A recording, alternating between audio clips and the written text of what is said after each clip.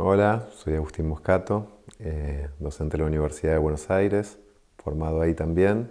Enseño en Taller Sudamérica, que es una de las cátedras de proyecto que tiene la Facultad de Arquitectura, desde Arquitectura 1 hasta 5. Soy miembro y director del estudio ATOT junto a Lucía Holman. Soy vicepresidente segundo del Consejo Profesional de Arquitectura y Urbanismo, que es el CEPAU, que es lo que en Rosario sería el Colegio de Arquitectos. El estudio se da casi como un evento natural por esos procesos que se dieron en el país después del 2001, que es que ya en el 2003 el país empieza a crecer, empieza una consolidación importante y eso permite que muchos, que éramos muy pibes en ese momento, pudiéramos tener estudio de arquitectura, lo cual eso ya por empezar nos da el puntapié inicial de poder tener un estudio de arquitectura, que es quizás lo primero. En ese sentido creo que los que en ese momento, hacia el año 2003, estábamos ya a mitad de la carrera o terminándola, fuimos muy beneficiados en poder abrir estudios jóvenes que hoy serían muy impensados para los estudiantes o para los arquitectos jóvenes.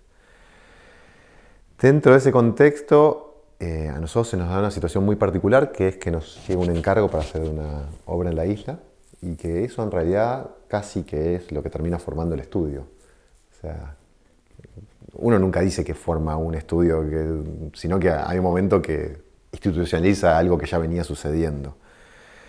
Entonces, en realidad, el encargo de la cabaña Delta, que es el primer cubito, que es casi como un juego formal, muy referenciado a lo que era la casa de mi padre, probablemente, es casi la obra de inicio. Que eso nos da como una doble situación. Por un lado, y dos cosas que la facultad no nos había enseñado. O sea, uno podría decir que la Facultad de Arquitectura de Buenos Aires, a diferencia de la de Rosario, tiene unas invariables que son volumen único, planta ordenada, ausencia de revestimiento, pero tiene claramente la facultad que nosotros nos formó, la facultad después de la dictadura, la Facultad de la Democracia, tiene dos grandes debes y que venían con ese encargo, que era la falta de entendimiento del lugar y la falta de entendimiento de la técnica o de la materia. Entonces, en realidad, el desafío era doble. Era, por un lado, entender un pantano que, si bien quedaba enfrente de nuestras casas, no lo habíamos estudiado, nadie nos había enseñado a reflexionar sobre el paisaje en la facultad. O sea, íbamos a una facultad que solamente pensaba en esquinas de Palermo, hasta ese momento. Y por el otro lado, que para que lo que te enseñaba el lugar era que había un problema logístico, pero había un problema técnico que se hundían las casas. Entonces ahí casi que esa fue como la obligación de empezar a trabajar materiales livianos. Esa se dio en metal porque justo la hicimos casualmente para alguien que tenía una carpintería y nos dijo, quiero que no sea en madera. O sea, como madera ya tengo muchos problemas, quiero que sea en metal. Y se dio en metal, porque si no probablemente el primer caso hubiera sido en madera. Ahí empezaron a transcurrir como situaciones que nos llevaron hacia la tectónica y en la tectónica a trabajar un poco con metal y madera. En ese sentido, obviamente había algo como de un gusto muy particular que teníamos por la arquitectura de Mies, o sea, y por mucha de la arquitectura que había sucedido en toda América en la década del 50, que nos llevaba a esa reflexión sobre la construcción ligada al lugar y las relaciones interiores-exteriores, ver cómo se trabajaban esas ambigüedades.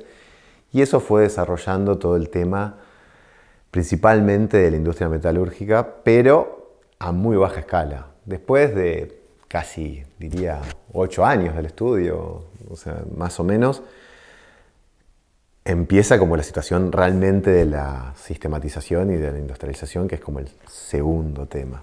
O sea, es como la segunda parada, que a nosotros hay como unos hitos que son haber ganado el concurso Una Casa, que fue un concurso que sucedió hace, no sé, creo que hace 10 años casi, quizás no tanto, pero que llamaron como, no sé, 40, 50 oficinas en ese momento de gente abajo de 40 años, que hoy probablemente muchísimos de esos nombres están como muy arraigados.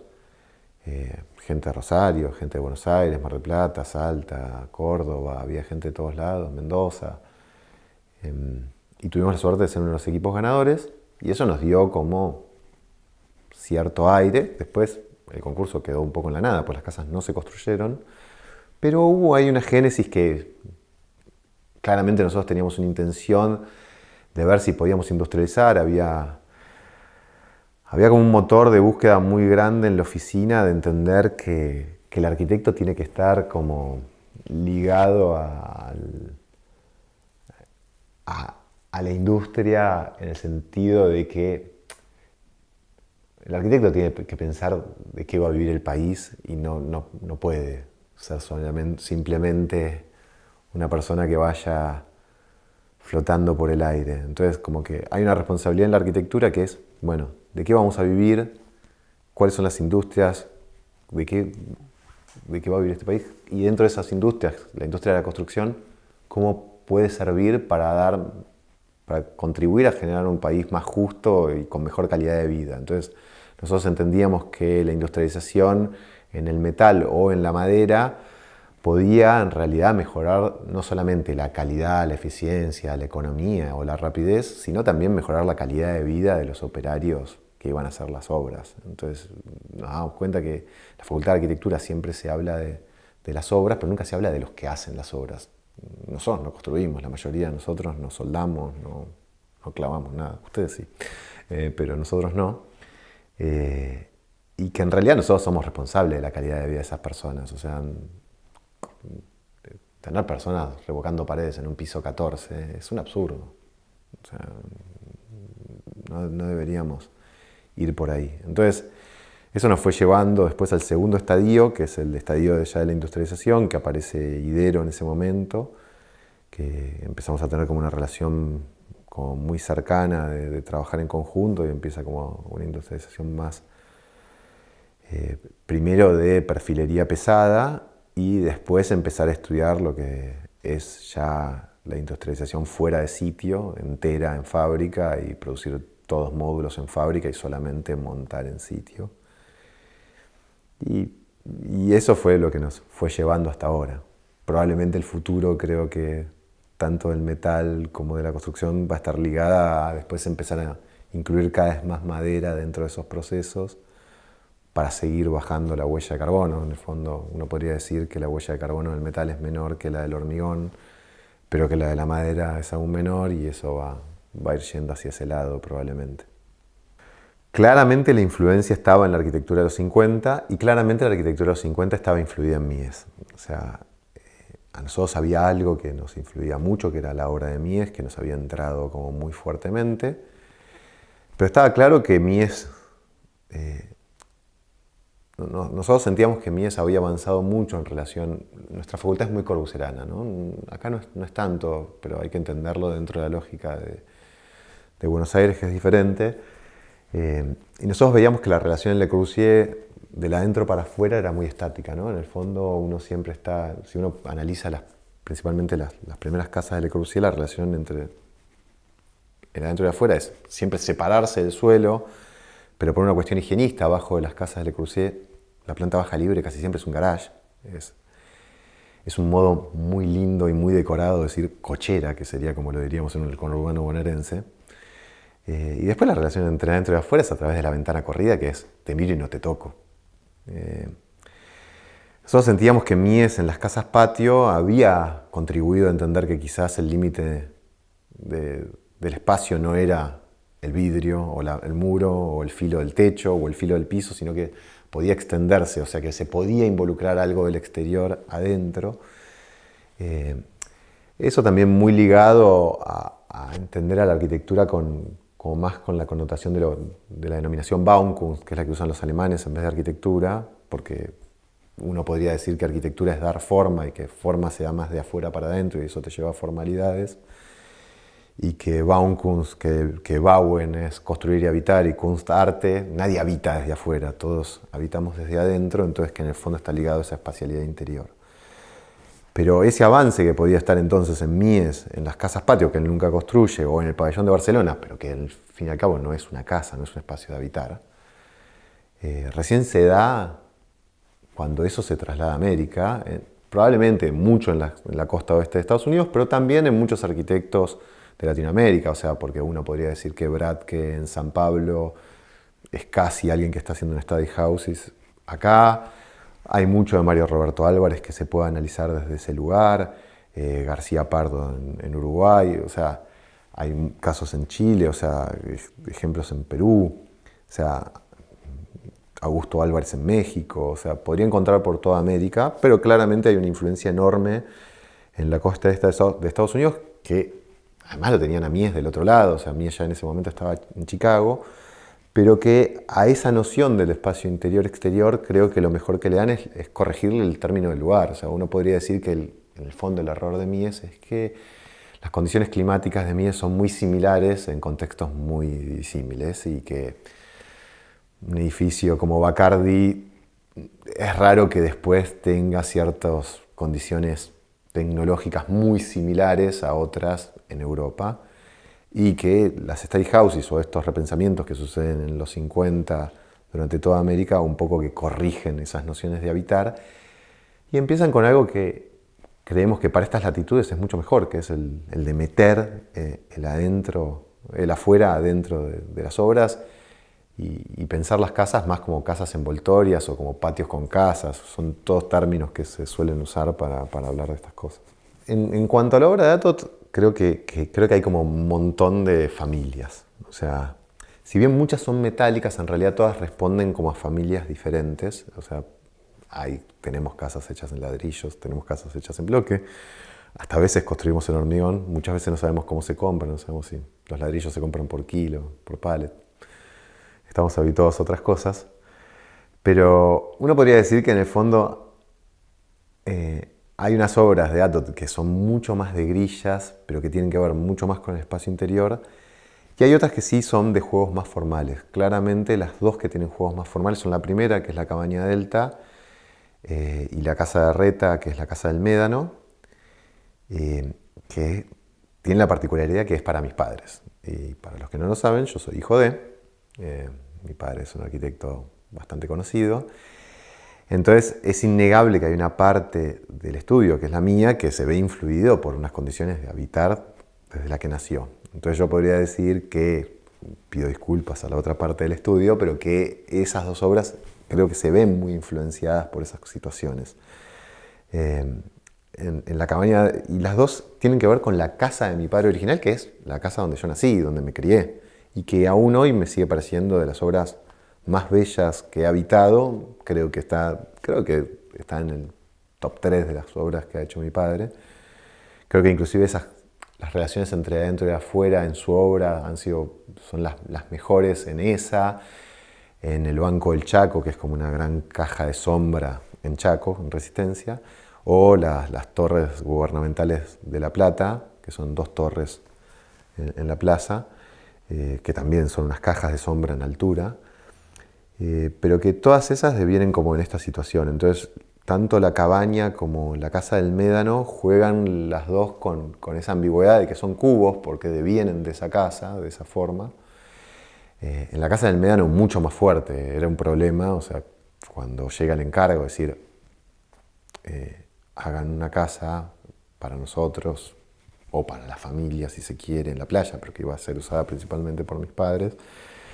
Era como una complejidad, porque era hacer una obra para un arquitecto y un artista, pero alguien que está en actividad, que puede hacer su propia casa, y que todo el mundo iba a opinar, ¿por qué le hiciste la casa así a tu padre? Entonces, la realidad es que la planta es casi un juego de la planta original de la otra. Lo único que cambian son las proporciones. Es un cubo que tiene socavado un cuarto.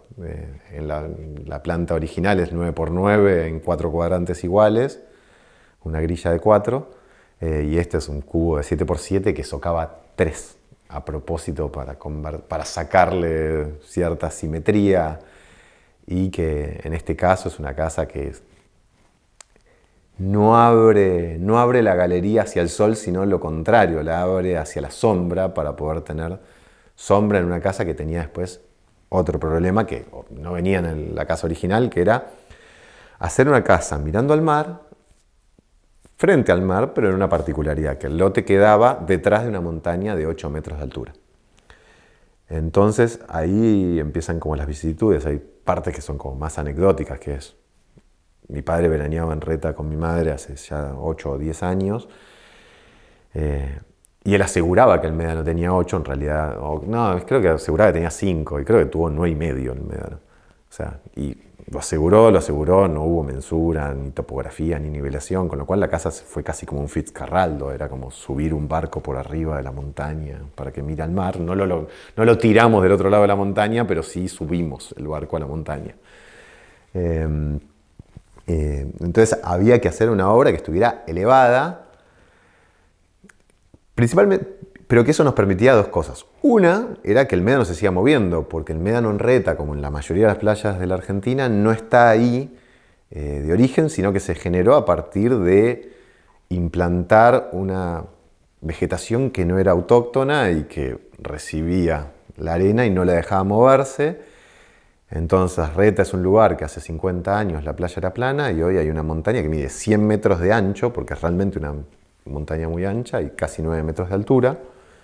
Entonces montarse atrás permitía no seguir generando un problema y que el médano pudiera pasar, porque hay muchas casas en Reta que le tienen que sacar tierra todos los años, porque el médano se las está llevando puestas, y a la misma vez tener un espacio de sombra por debajo.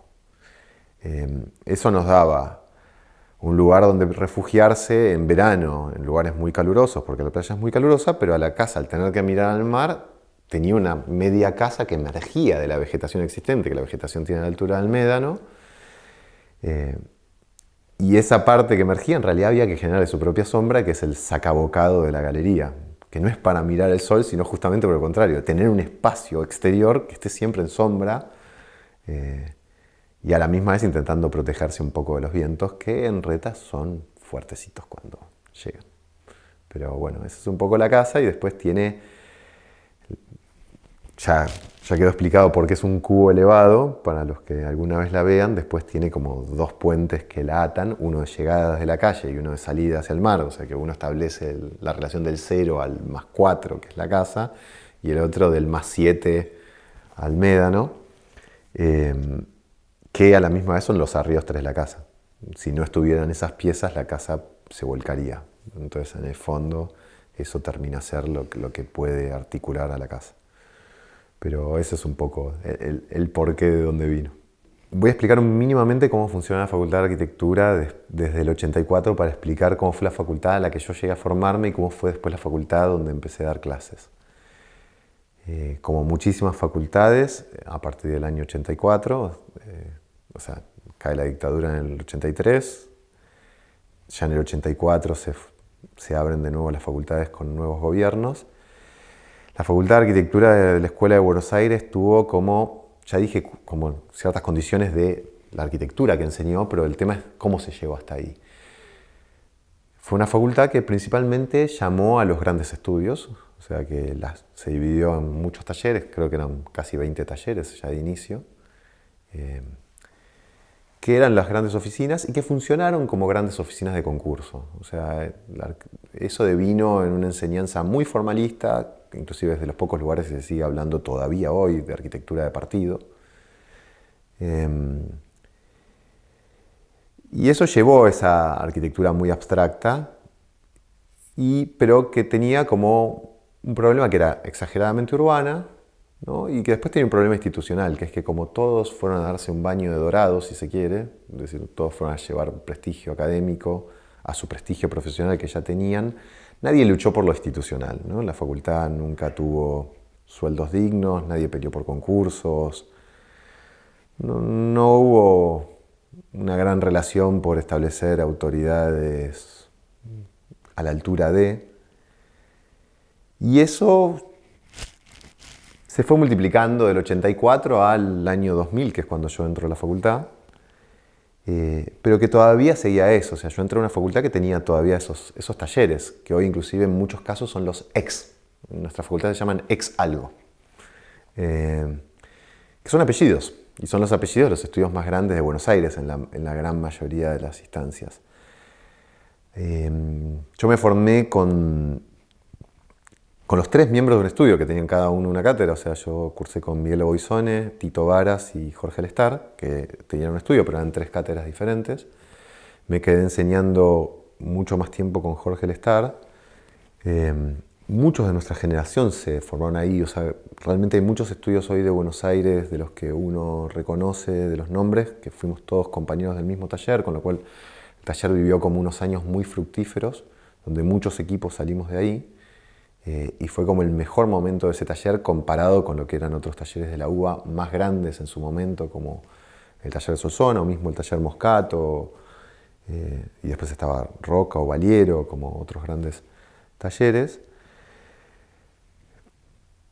Pero después ya como que nuestra generación empieza a establecer las críticas, esas críticas que hablábamos de origen, el problema de la construcción y de la técnica, o sea, porque no es la construcción como elemento pragmático, sino la técnica como una cuestión ideológica, de que uno construye ideología.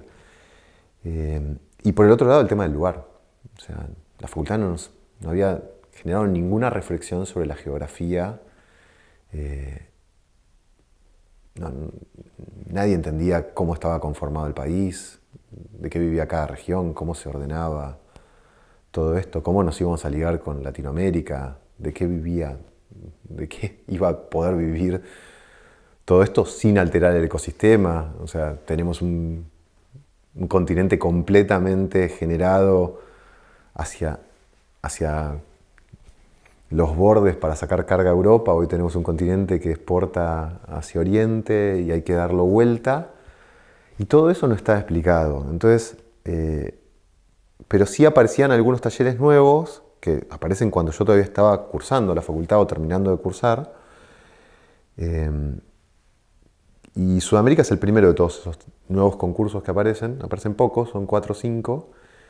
La mayoría no tiene apellidos, sino que tiene nombres y se denominan talleres y no cátedras, lo cual, o por lo menos Sudamérica sí es un taller y no una cátedra, que genera la lógica de que no está impartiendo conocimiento, sino que lo está generando, y que lo está generando de un modo colectivo. Y entender que Sudamérica era el sitio de estudio era algo que a la crítica que veníamos haciendo los jóvenes era casi como que se amoldaba hacia nuestros oídos. Entonces, la realidad es que muchos fuimos como haciendo unos giros y después fuimos apareciendo en estos nuevos talleres. O sea, Sudamérica en el fondo a la misma vez es parte hoy de algunos equipos más, porque después de Sudamérica salió Nación, o sea, Ferreiro se abrió. Y hoy está Río de la Plata, hay más talleres que comparten la mirada. Y nos fuimos como armando. Entonces creo que la generación de abajo se vio como representada en la idea de esos primeros talleres y se sumó, porque la realidad es esa, el Taller Sudamérica tiene 20 años y yo llevo menos de 10. Entonces, pero a la misma vez hoy soy parte de los coordinadores del taller, entonces es como que en el fondo eso habla bien del taller, porque quiere decir que los talleres se han ido renovando y que han ido sumando las visiones de los nuevos, y en ese sentido, como creo que de nuestra parte y de los jóvenes que hoy coordinamos Sudamérica, muy agradecidos con Marcelo Vila, que fue el que nos invitó en su momento y que nos dejó un lugar de crecimiento muy grande. Y que nos permitió inclusive hacer crecer mucho el taller. Hoy el taller es un lugar muy grande y lleno de jóvenes, o sea, hay 60 docentes, es un ejército de 450 personas estudiando y que nos permite generar reflexiones que son muy interesantes. Pero creo que esa es la razón por la que nos fuimos conduciendo hacia esos lugares. Creo que la Escuela de Buenos Aires tiene, si bien las invariables son muy claras después del 84, creo que eso deviene de la cultura arquitectónica de la Escuela de Buenos Aires casi del inicio. O sea, la noción de la abstracción de la planta ordenada es algo que lo ha perseguido casi desde origen. Siempre me atreví a pensar que, esto lo estoy diciendo yo, no hay ningún texto que pueda corroborarlo, pero que parte de la abstracción es que el paisaje supuestamente es más neutro en nuestro caso, y que nadie logró entender las vicisitudes del pantano como pantano. O sea, Buenos Aires tiene como sonceras, como decir, la ciudad le da la espalda al río. El problema no es que le dé la espalda al río. El problema es que cuando la ciudad quiere mirar al río, quiere que tenga una costanera como la de Copacabana o la Rambla de Montevideo y que sea dura. Y el río Paraná, de un lado tira barro y del otro lado deja arena. O sea, acá lo podemos ver, las playas están del lado de enfrente. Pero creo que nosotros nunca entendimos que vivíamos en un pantano, ni mucho menos entendimos que había una barranca en algunos lugares. O sea, nadie dice en Buenos Aires, nadie habla de Buenos Aires en Oriente y Poniente, ni arriba ni abajo. Todos hablan de metros para la derecha o para la izquierda.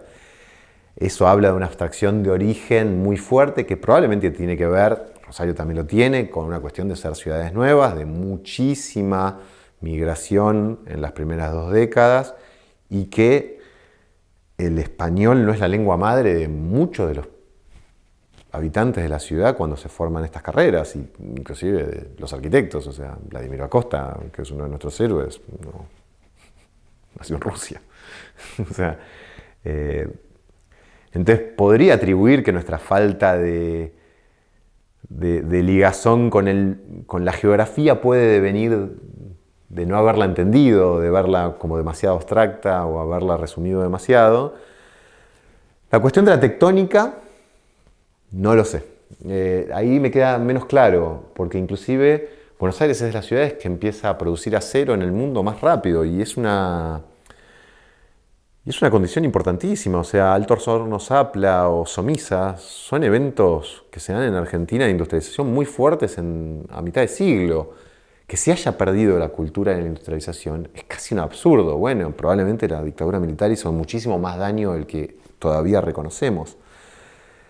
Entonces creería que con esta crítica a la Escuela de Buenos Aires estoy diciendo lo que creo que son las condiciones de la Escuela de Rosario. Cuando uno viene a Rosario, entiende que hay una ligación con el paisaje como mucho más clara. No es casual que la frase de que los latinoamericanos somos más geográficos que históricos de Rafael Iglesias sea acá.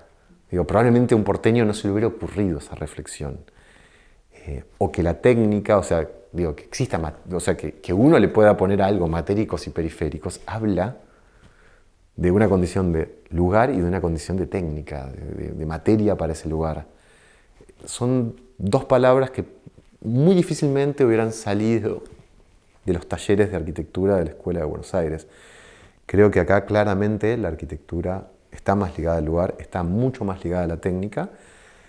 Y también es verdad que no tienen o sea, nosotros tenemos una ortogonalidad de planta que es casi inamovible. O sea, nosotros en el AutoCAD no sacamos el F8. Pero probablemente ahí sí creo que deviene de... Puede ser polémico lo que voy a decir porque quizás la pifio fuerte, pero deviene un poco también de las influencias que tenemos de afuera. Creo que en el fondo hubo 2 influencias a fines del siglo pasado, inicios de este, que vinieron de la misma ciudad y que inclusive trabajaron juntos, que son Piñón y Miralles, pero que Piñón nos llegó a nosotros y Miralles a ustedes. Y nosotros tenemos la dureza piñonista, somos línea dura. Y ustedes tienen la fenomenología de Miralles. A la misma vez, como digo esto, creo que después las escuelas de arquitectura de toda la Argentina, a partir creo que del año 2003, están convergiendo en una arquitectura mucho más similar. Yo podría decir que puedo ver ciertas diferencias en que Buenos Aires es la más abstracta, Rosario es la matérica, la geográfica. Podría decir que Córdoba podría ser la más contextualista, podría nombrar un poquito cualidades de todas las facultades, pero probablemente si yo ahora analizo arquitecturas de jóvenes que tienen entre 30 y 40 años, voy a analizar que probablemente están convergiendo en un mundo común y que todo se está mezclando y que eso es algo como muy positivo porque está empezando a producirse una síntesis entendiendo un poco de todo. Probablemente serán las redes, no sé qué será, pero creo que hay algo. O sea, creo que hay algo de que hace de que cuando nos juntamos hace 20 años estábamos más lejos que ahora, que no quiere decir que tengamos que ser iguales. O sea, como no tenemos que ser iguales de nuestros hermanos latinoamericanos. No es que tenemos que hacer una arquitectura igual que un paulista. Tenemos que entendernos como hermanos, pero entendiendo nuestras diferencias, y también lo mismo en las distintas escuelas del país, pero que sí creo que al empezar a ver como unas discusiones, si se quiere, por las capas medias y las capas bajas, mucho más ordenadas y con menos estridencias que antes, que solamente discutían las capas de arriba, se está pudiendo lograr como una arquitectura más nacional, si se quiere. Si me preguntás cuál es el grande, yo digo, acabo de decir, bueno, la arquitectura está convergiendo.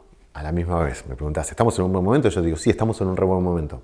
¿Cuál es el debe? Sí, el debe es gigantesco por una razón que es la más sencilla. No estamos haciendo ciudad, no estamos transformando la sociedad, no hay obra pública. Entonces es muy difícil que podamos transformar la sociedad. Ahora, la arquitectura es buena, e inclusive es buena a pesar de que es una arquitectura de mercado. O sea, muchas oficinas están haciendo arquitectura con condicionantes muy difíciles, como trabajar en el contexto de que todo tiene que ser algo que sea rentable, y incluso en ese contexto se está pudiendo hacer arquitectura. Entonces lo veo desde el lado positivo de esa mirada. Obviamente creo que el gran debe para poder hacer un país un poco más justo, y tendríamos que tener obra pública, vivienda social, infraestructura. Está lleno de luchas que los arquitectos hemos perdido. Ya no estamos pensando, ya perdimos la discusión del territorio. Ya perdimos la de las ciudades, perdimos la de los edificios, ¿no? Pero bueno, tenemos que recuperar la mística también. Es parte de la labor que le tenemos que convencer a los más jóvenes de que sean ellos los que tomen la posta y solucionen los problemas que les dejamos.